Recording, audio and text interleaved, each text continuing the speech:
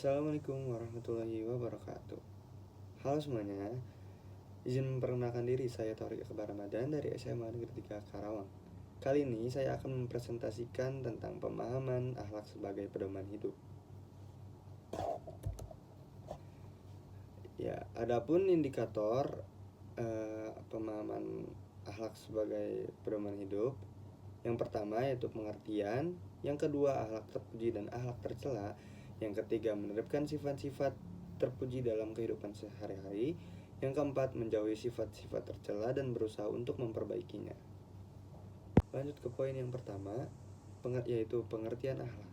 Pengertian akhlak berasal dari kata hulukun yang berarti budi pekerti, tingkah laku atau tabiat adalah sifat manusia yang terdidik oleh keadaan yang melekat pada jiwa manusia yang melahirkan perbuatan-perbuatan melalui proses pemikiran, pertimbangan, analisa, dan ketangkasan.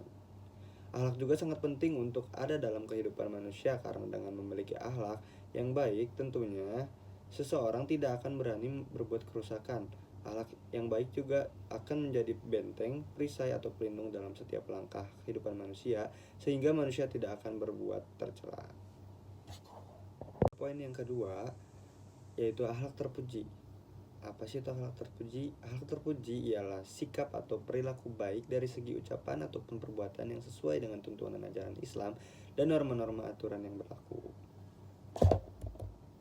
Berikut contoh akhlak-akhlak terpuji. Jujur atau sidik adalah perilaku positif dengan berkata sebenarnya, tidak curang, serta berperbuatan yang perkataannya yang tidak berlawanan. Yang kedua, amanah artinya dapat dipercaya. Nabi Muhammad SAW memiliki kekuatan dalam membangun kepercayaan antara umat manusia. Sifat amanah ini sangat penting diterapkan dalam kehidupan sehari-hari. Sebagai contoh, saat mendapatkan wewenang dalam bekerja harus dijalankan dengan penuh tanggung jawab agar mendapat kepercayaan orang lain. Yang terakhir yaitu tawadu, yaitu perilaku manusia yang mempunyai watak rendah hati, tidak sombong, tidak angkuh atau merendahkan diri agar tidak kelihatan sombong, congkak, besar kepala. Tawadu merupakan lawan dari kata sombong atau takabur. Poin yang ketiga yaitu akhlak tercela.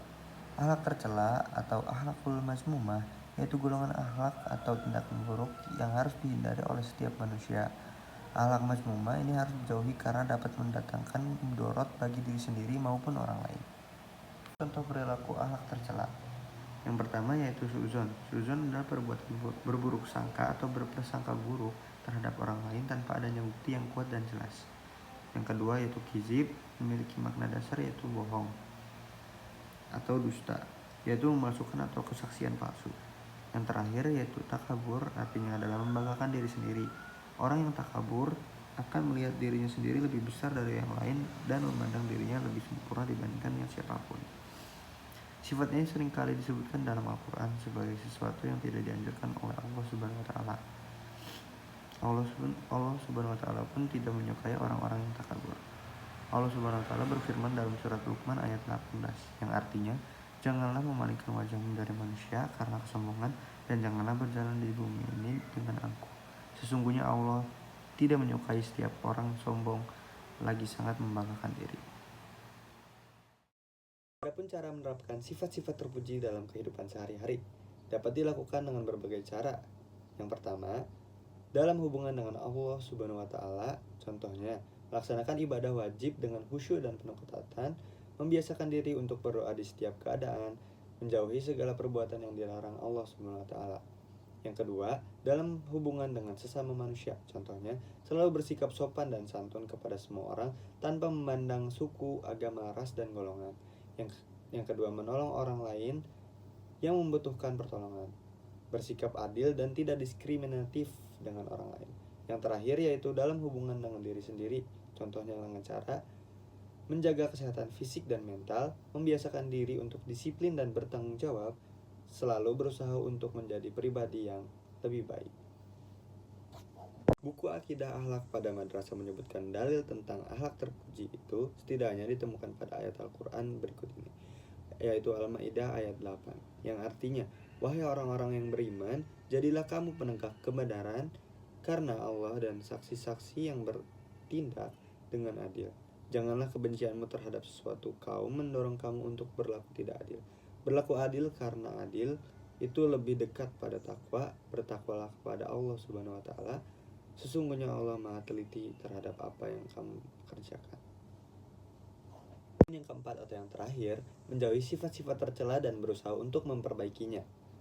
Yang pertama, dengan cara identifikasi akhlak tercela yang dimiliki. Yang kedua, pahami dampak negatif akhlak tercela. Yang ketiga, perkuat keimanan. Janganlah kalian saling hasad menghasad, janganlah kalian saling berbuat aniaya, janganlah kalian saling membenci, janganlah kalian saling memalingkan diri, dan janganlah kalian saling menjual barang tanpa adanya penelitian. Hadis riwayat Muslim. Mungkin cukup sekian yang bisa saya sampaikan. Kurang lebihnya mohon maaf. Wassalamualaikum warahmatullahi wabarakatuh.